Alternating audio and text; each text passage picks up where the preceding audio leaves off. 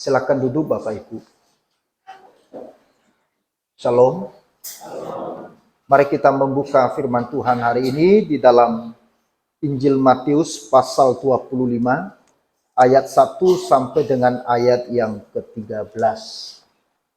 Matius pasal 25 ayat 1 sampai dengan ayat yang ke-13. Kita bergantian membaca. Saya baca ayat yang ganjil, saudara baca ayat yang genap sampai seterusnya. Demikian firman Tuhan.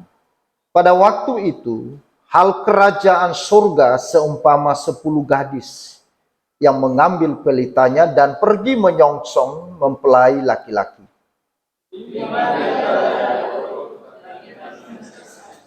Gadis-gadis yang bodoh itu membawa pelitanya, tetapi tidak membawa minyak.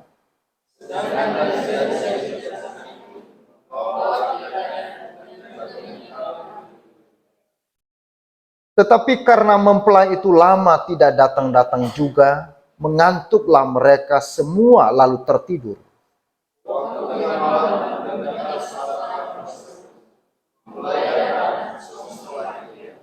Gadis-gadis itu pun bangun semuanya lalu membereskan pelita mereka.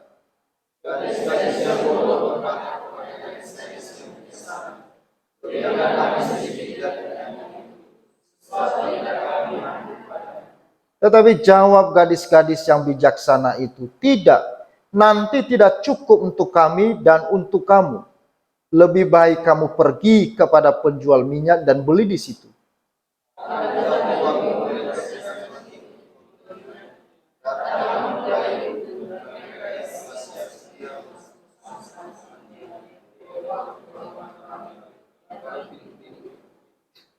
Kemudian datang juga gadis-gadis yang lain itu dan berkata, Tuan, Tuan, bukakanlah kami pintu.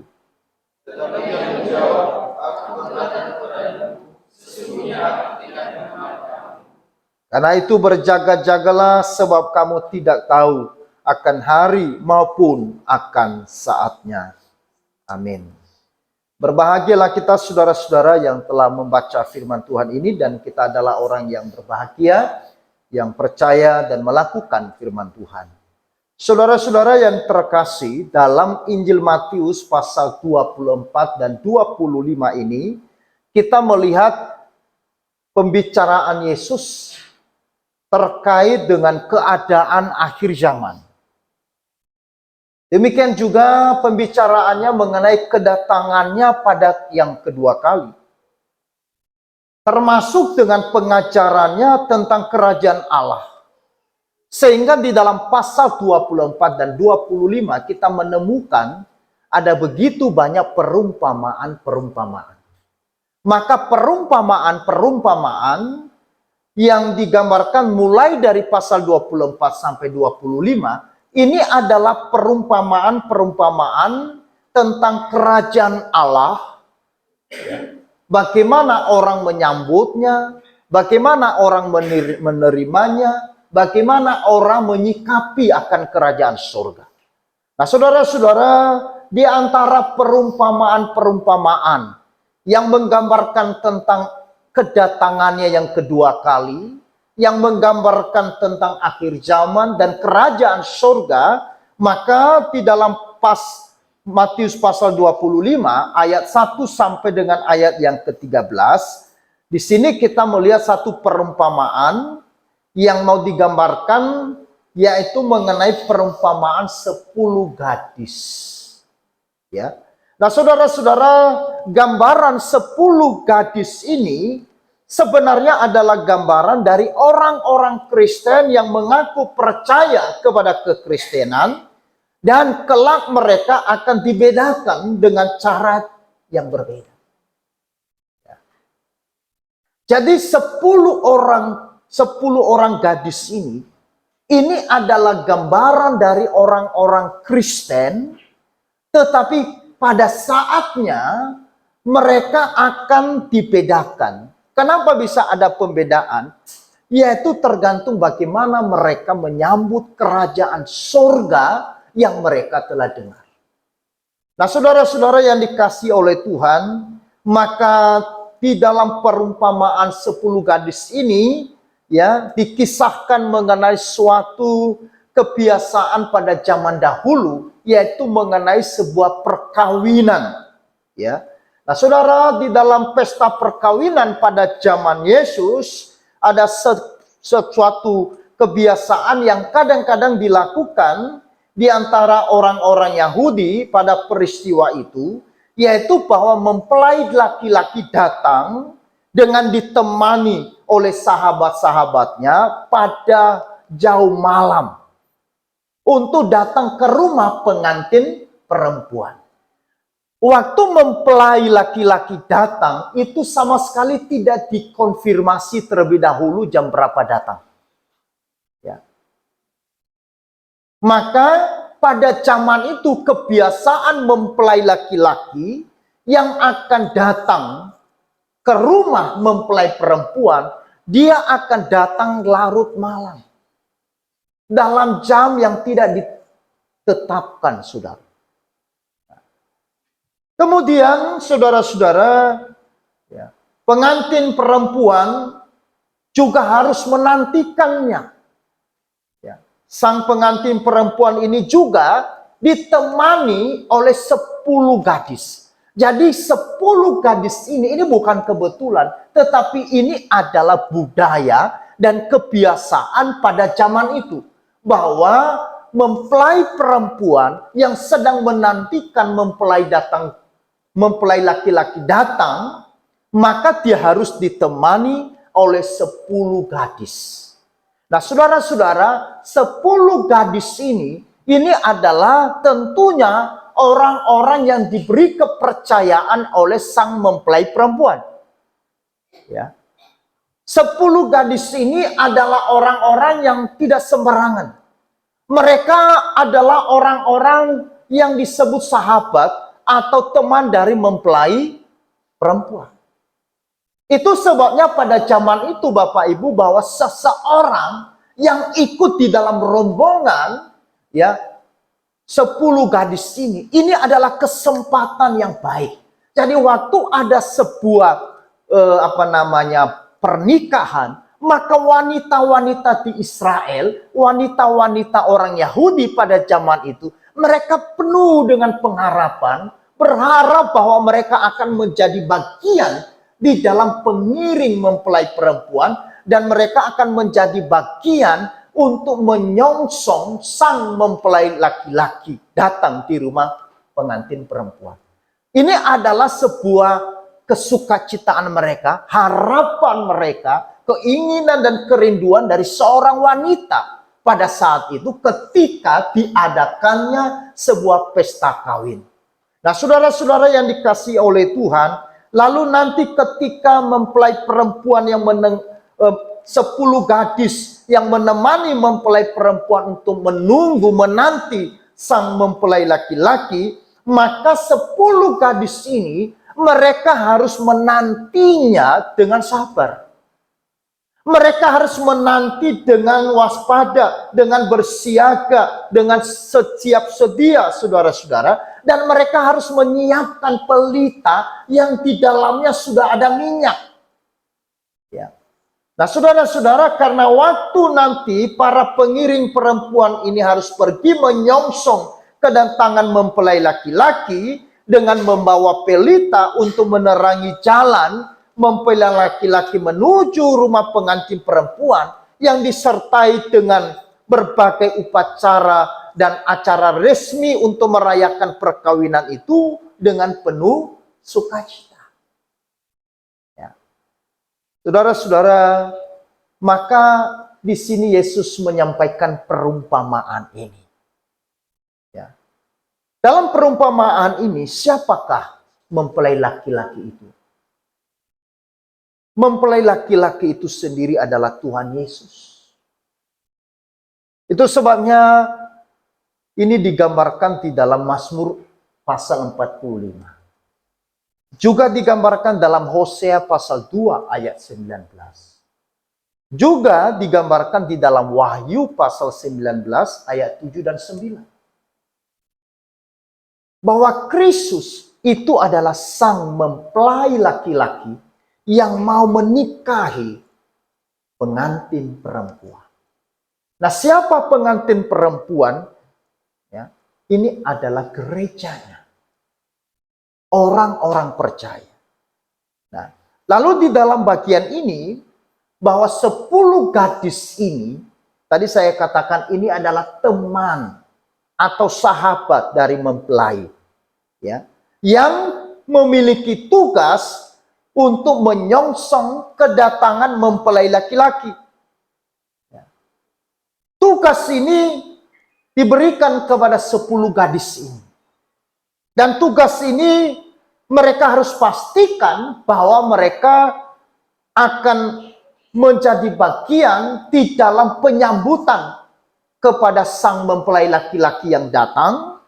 Dan kemudian membawa mempelai laki-laki datang masuk ke dalam rumah pengantin perempuan. Dan mereka juga akan ikut menikmati pesta perjamuan kawin pada saat itu. Nah, saudara-saudara, tentunya bagi 10 gadis ini, ya, kerinduan, pengharapan mereka, yaitu bahwa mereka tidak saja menyambut, ya, menanti kepada sang mempelai laki-laki, tetapi pengharapan mereka yang besar adalah mereka boleh menjadi bagian yang boleh menikmati indahnya perjamuan kawin di malam itu. Inilah harapan mereka. Karena 10 gadis ini akan menjadi pendamping. Mereka akan menjadi orang-orang yang mendapatkan tempat yang begitu bagus, sehingga mereka pun juga boleh menikmati akan pesta perkawinan itu dengan baik, dengan gembira, dengan sukacita. Ini adalah harapan mereka. Ini adalah keinginan, kerinduan dari mereka. Saudara-saudara yang dikasihi oleh Tuhan. Tetapi bagaimana 10 gadis ini di dalam menyambut sang mempelai laki-laki? Di dalam perumpamaan ini Yesus memberikan perbedaan. Ya. Ada 5 orang yang menyambutnya dengan sebuah sikap yang bodoh. Dan ada 5 orang gadis yang menyambut sang mempelai laki-laki dengan sikap yang bijaksana. Tadi saya sudah katakan 10 gadis ini menggambarkan dari orang-orang Kristen yang mengaku orang percaya. Tetapi kemudian saudara-saudara, di dalam kehidupan orang Kristen ini pun sebenarnya ada 2 golongan manusia. Ada orang Kristen yang menyambut sang Tuhan dengan sikap yang bodoh. Nah, sikap yang bodoh seperti apa? Kenapa 5 gadis ini dikatakan gadis yang bodoh? Saudara-saudara, di situ dikatakan mereka punya harapan untuk dapat menyambut, bertemu dengan sang mempelai laki-laki. Ya. Mereka begitu senang, ingin dan rindu menjadi penyongsong kedatangan mempelai laki-laki dan ingin menikmati pesta perjamuan kawin itu. Tetapi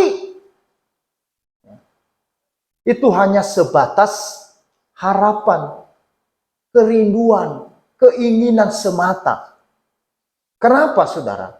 Karena tidak diikuti dengan sikap yang berjaga-jaga dan siap sedia. Mereka tidak bertanggung jawab. Ini yang menjadi permasalahan. Mereka sudah terpilih sebagai gadis yang menyongsong mempelai laki-laki. Mereka sudah menjadi orang yang dipanggil. Tetapi saudara-saudara, mereka hanya ingin menikmati perjamuan kawin. Mereka hanya punya harapan yang besar bahwa mereka ingin masuk di dalam pesta pernikahan itu, tetapi mereka saudara-saudara tidak punya sikap yang benar. Mereka tidak berjaga-jaga, mereka tidak siap sedia dan bertanggung jawab. Akhirnya mereka kehilangan kesempatan yang baik untuk menyambut sang mempelai laki-laki yang datang, dan juga kehilangan kesempatan yang baik untuk ikut serta dalam perjamuan kawin itu. Ini adalah sesuatu yang sia-sia, bukan? Ya. Artinya bahwa 5 gadis ini, mereka tidak gunakan kesempatan yang diberikan Tuhan kepada mereka. 5 gadis ini mereka tidak gunakan kesempatan ini untuk bersiap sedia. Di dalam firman Tuhan yang tadi kita baca, mereka saudara-saudara siap, tetapi tidak siaga. Mereka berharap, mereka rindu, tetapi tidak diikuti dengan sebuah tanggung jawab. Berbeda dengan 5 orang gadis yang disebut gadis bijaksana. Kenapa mereka disebut sebagai gadis yang bijaksana? Karena mereka memiliki pengharapan untuk menyambut dan ikut menikmati pesta perjamuan kawin itu. Karena itulah mereka siap sedia, berjaga-jaga, bertekun, tidak tidur. Ya, mereka menyiapkan minyak dalam pelita mereka sampai mempelai laki-laki datang. Dan akhirnya 5 gadis bijaksana mereka bisa masuk di dalam pesta perjamuan itu. Artinya mereka menjadi bagian ya di dalam sebuah perjamuan yang besar bersama dengan sang mempelai laki-laki. Ya. Nah, saudara-saudara yang terkasih, ya, disinilah kita diajarkan oleh Tuhan Yesus bagaimana seharusnya kita sebagai orang Kristen yang mengaku percaya kepada Yesus. Bagaimana seharusnya sikap kita sebagai orang Kristen yang punya pengharapan akan kemuliaan Allah.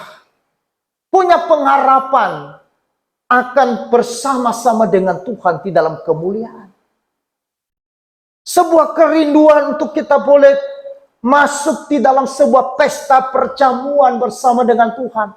Seperti yang dikatakan di dalam bagian firman Tuhan dalam Wahyu dikatakan, hai hambaku yang setia, marilah dan kita makan bersama-sama. Duduk dan makan bersama dengan aku. Ya. Saya yakin bahwa semua orang Kristen punya pengharapan yang demikian, betul? Pengharapan kita untuk masuk surga. Pengharapan untuk kita nantinya menikmati kemuliaan Allah. Pengharapan nantinya untuk kita tidak dibuang oleh Allah, tetapi diundang masuk di dalam hadirat Tuhan. Betul?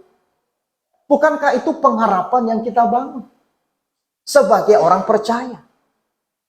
Pengharapan orang Kristen itu apa, saudara? Yaitu pengharapan akan masa yang akan datang. Ya. Tadi anak-anak sekolah minggu nyanyi begitu bagus. Pengharapan akan masa depan. Pengharapan orang Kristen, pengharapan orang yang percaya adalah pengharapan bukan pada hari ini. Bukan pengharapan akan masa ini. Tetapi pengharapan orang Kristen adalah pengharapan pada masa akhir. Amin. Ya. Tetapi bagaimana sikap kita untuk menantikan pengharapan itu? Ini yang mau diajarkan oleh Yesus.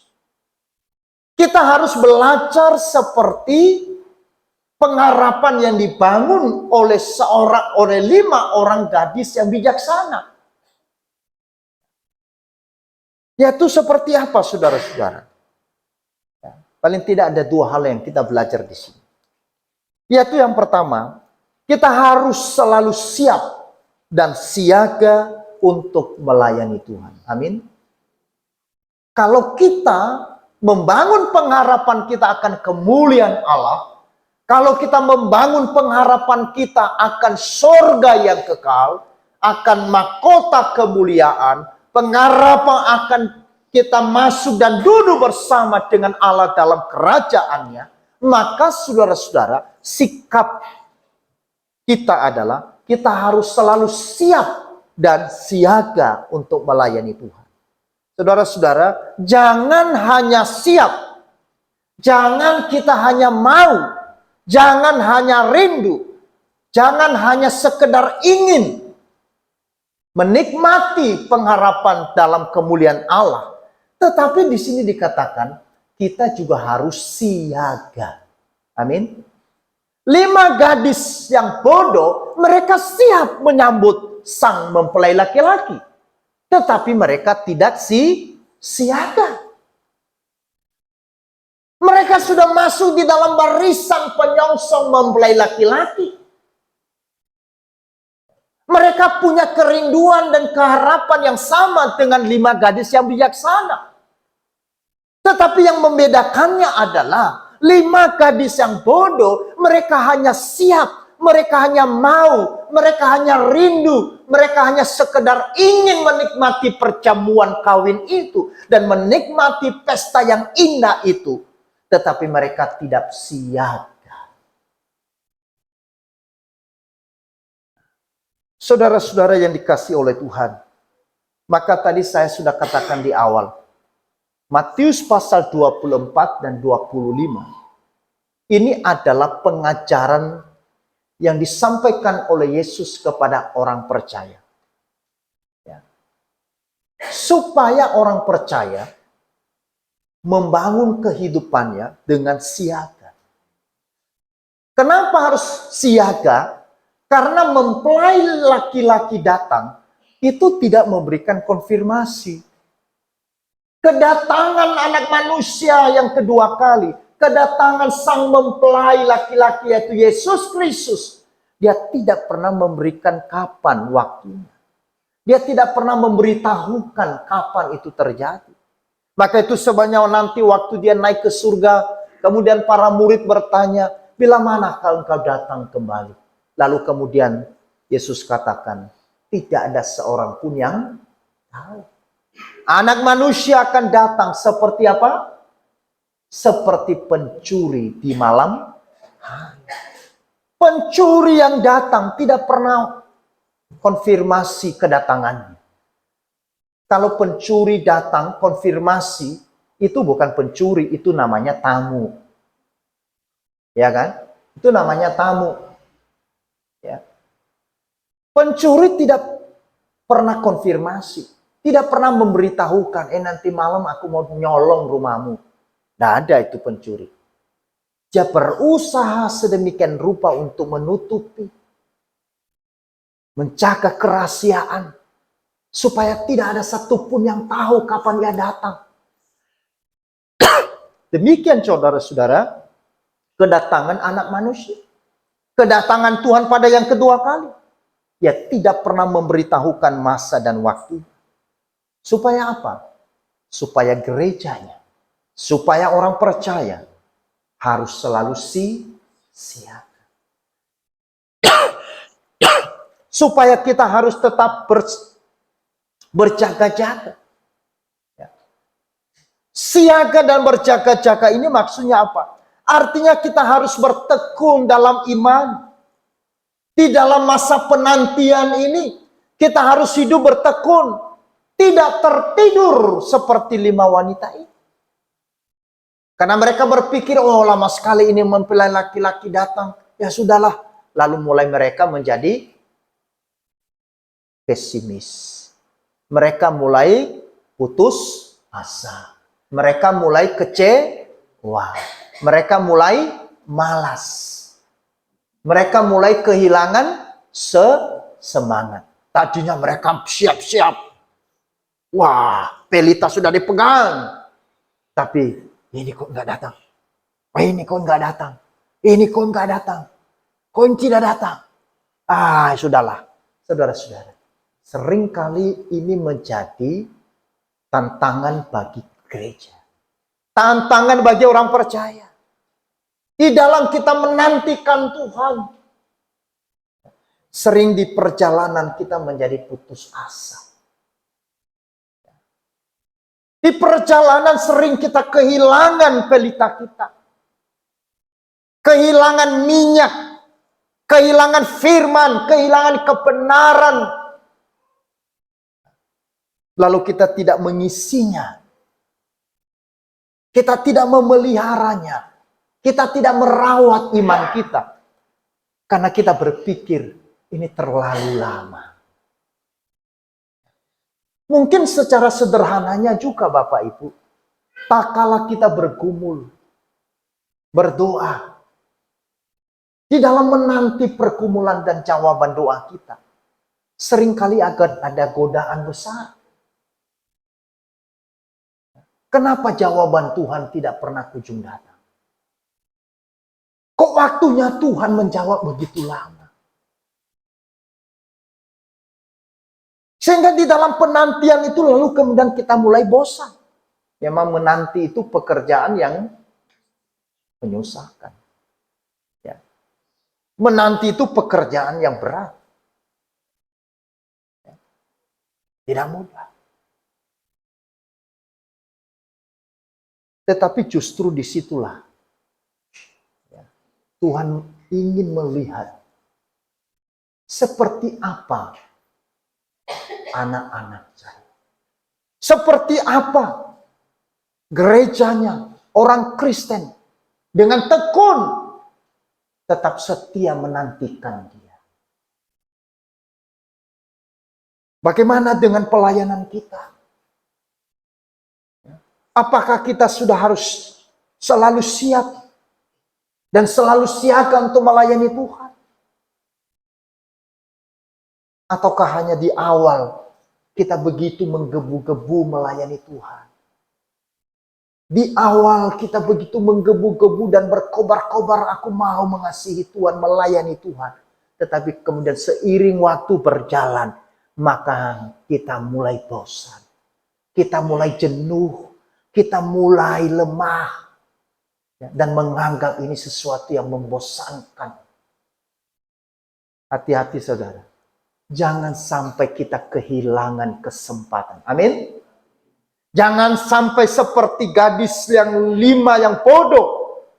Karena mereka tidak tekun dan mereka tidak siap siaga menantikan sang mempelai datang. Akhirnya pintu dari rumah pesta itu ditutup bagi mereka.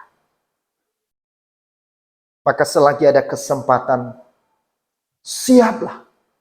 Dan siagalah untuk melayani Tuhan. Baik ataupun tidak baik waktunya. Yang kedua, apa yang kita belajar dari perumpamaan ini? Kita sebagai orang Kristen, orang yang menaruh pengharapan kekal kita akan masa depan kita, akan masa kedatangan Tuhan, akan kemuliaan Tuhan. Yang kedua, kita harus menjadi orang Kristen yang mengasihi dan merindukan kedatangan Tuhan Yesus. Saya ulangi, kita harus menjadi orang Kristen yang mengasihi dan merindukan kedatangan Tuhan Yesus. Orang yang membangun pengharapannya akan masa depan kekalnya. Orang Kristen yang membangun pengharapannya akan mahkota kemuliaan, akan surga yang mulia, maka dia harus mengasihi dan merindukan akan kedatangan Tuhan Yesus. Saudara-saudara, orang yang mengasihi Tuhan berarti adalah orang yang setia menantikan Dia datang. Saya bertemu dengan seorang pemuda ya, beberapa waktu yang lalu. Saya katakan kepada dia, apa kamu sudah menikah? Lalu dijawab, belum belum Pak. Loh, kenapa belum? Dia katakan begini, sang kekasihku masih ada di luar negeri. Oh ya? Sudah berapa lama pacaran? Kami sudah 10 tahun Pak. Terus nggak mau menikah? Mau menikah. Saya tetap menantikan kedatangannya. Wow. Karena tidak ada wanita yang aku cintai selain dia.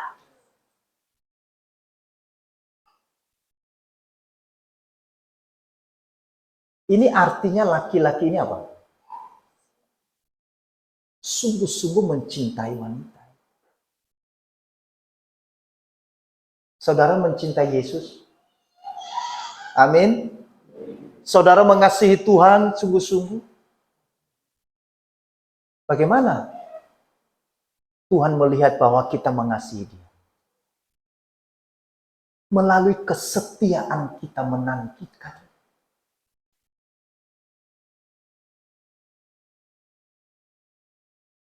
Di dalam menantikan Tuhan, orang yang mengasihi Tuhan pasti memiliki pengharapan akan kedatangannya, betul? Ya. Karena laki-laki ini mencintai sang wanita yang sedang ada di luar negeri, maka dia mengasihi wanita itu dan dia punya pengharapan bahwa suatu hari dia akan datang. Saya mengasihi Tuhan, tetapi saya tidak merindukan Dia datang. Ini aneh. Saya mencintai Tuhan, tetapi saya tidak mau Dia datang. Makanya ada beberapa hal. Kenapa orang Kristen tidak mau Tuhan cepat datang? Yang pertama, karena belum siap. Yang kedua, karena hatinya masih diikat dengan dunia. Yang ketiga, karena masih belum bertobat.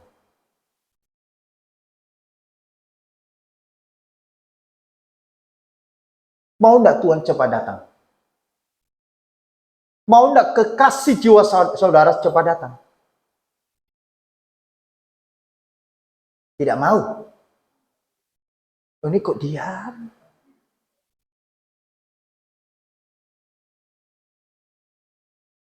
Lalu apa pengharapan kita? Pengharapan hidup kita bukan di dunia ini, saudara. Hidup kita di dunia ini sampai kita mati ini susah. Penuh dengan pergumulan, penuh dengan persoalan, penuh dengan tantangan. Tetapi bukan berarti lalu kemudian saudara ya cepat-cepat tinggalkan dunia. Bukan. Justru kita harus menghidupi hidup kita di dalam dunia yang sementara ini karena kita punya pengharapan akan dunia kekal. Segala sesuatu yang ada di dalam dunia ini pada saatnya kita akan tinggalkan. Karena kita akan memiliki yang sesungguhnya. Karena semua yang ada di dunia ini adalah bukan milik kekal kita. Kepunyaan kekal kita ada di dalam Tuhan. Dan itulah yang sekarang kita menuju. Yesus berkata, aku telah menyediakan rumah bagimu. Supaya di mana aku berada, kamu pun berada. Harta kita bukan harta di dunia ini. Harta kita adalah harta yang tersimpan di dalam surga. Itulah pengharapan orang Kristen. Nah, kalau sebagai orang Kristen tidak punya pengharapan akan hal ini, lalu bagaimana kita membangun kekristenan kita dengan tanggung jawab? Orang yang mengasihi Tuhan pasti memiliki pengharapan akan kedatangannya. Saya melayani Tuhan. Saya melakukan segala sesuatu karena saya punya pengharapan akan kedatangan Tuhan. Memang di dalam melayani Tuhan, di dalam kita memelihara iman kita, sementara di dunia ini banyak pergumulan, banyak air mata, banyak keluh kesah, dan sebagainya. Tetapi pada saat Ia datang, yaitu mempelai laki-laki, kekasih jiwa kita akan datang. Di sana kita akan bersorak-sorai. Air mata kita dihapus. Kesedihan kita dihapus. Saudara-saudara. Orang yang mengasihi Tuhan pasti memiliki kesabaran dalam menantikan kedatangan Tuhan. Betul? Dia sabar. Sabar dalam segala hal. Orang yang mengasihi Tuhan pasti ia akan setia menantikan janji Tuhan. Itu yang disebut orang yang mengasihi dan merindukan kedatangan Tuhan. Kita akan setia. Kita harus sampai ke garis akhir, di mana Tuhan memahkotai kita dengan kemuliaan. Karena itu mari saudara-saudara, sebagai gereja Tuhan, jangan menyerah. Jangan berhenti di tengah perjalanan. Jangan berhenti di tengah perjuangan dan perlombaan.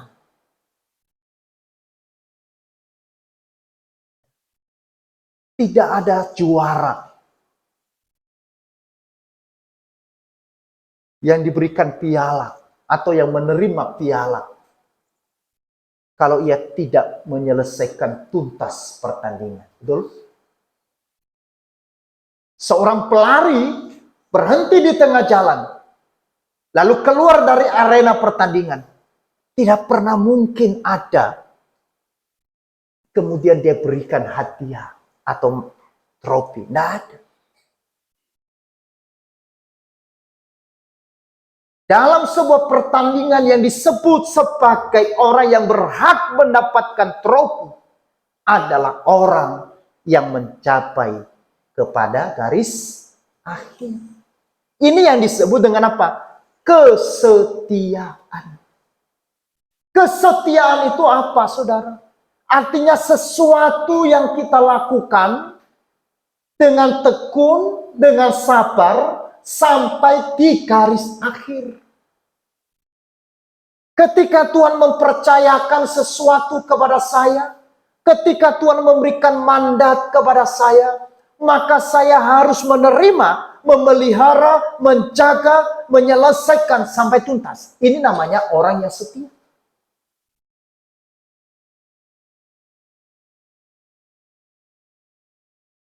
Tiga minggu yang lalu saya main badminton. Ya, main badminton. 3 bulan atau 3 minggu atau 1 bulan karena sudah.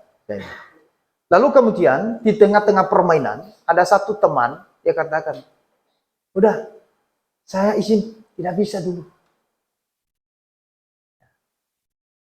Nyerah saya. Kecapean dia. Itu artinya pertandingan itu belum tuntas. Perjuangan hidup kita ini belum tuntas, saudara.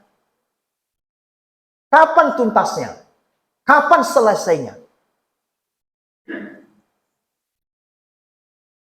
Sampai kita berjumpa dengan Tuhan.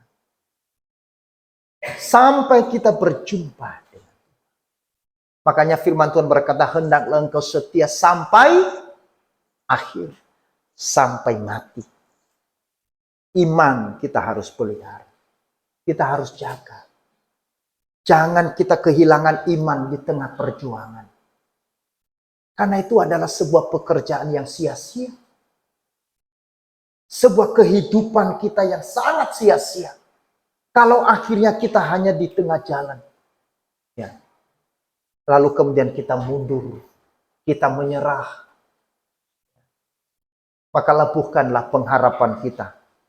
Sampai pada garis akhir.